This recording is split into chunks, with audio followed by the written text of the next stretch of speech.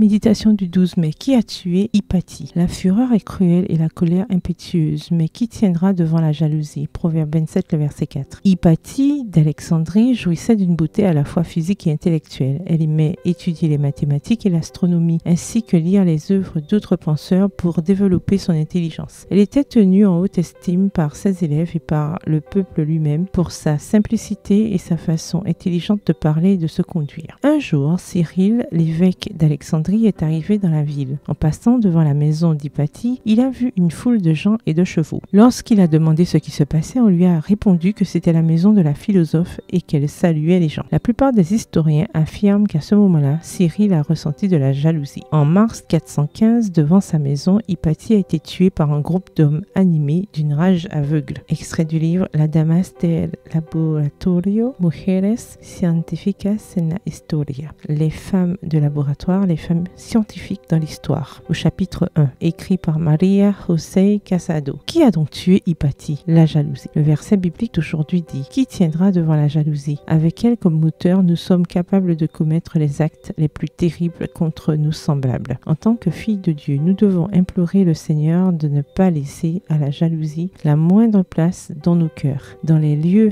consacrés à l'adoration de Dieu, personne ne devrait être envahi par la jalousie, car un cœur envieux n'est pas un adorateur sincère. À propos de la mort d'Hypatie d'Alexandrie, femme si illustre, Socrate a écrit ceci: ce qui est sûr, c'est que rien ne peut être éloigné de l'esprit du christianisme que le cautionnement des massacres, des combats et des actions de cette nature. Quelle affirmation juste! Nous nous appelons chrétiens parce que nous appartenons au Christ, et la jalousie n'est absolument pas l'exemple que le Christ nous a laissé. Chers amis, remerciez Dieu aujourd'hui pour ce qu'il vous a donné. Dans un cœur reconnaissant, il n'y a pas de place pour la jalousie. Utilisez vos dons à son service sans convoiter les dons des autres. La bonne nouvelle, c'est que Dieu vous a donné des capacités uniques que vous pouvez utiliser pour achever de transmettre le message de l'Évangile au monde. Assurez-vous de le faire le mieux possible. PS, heureuse de mes propres vertus. Bonne journée, que l'Éternel vous bénisse.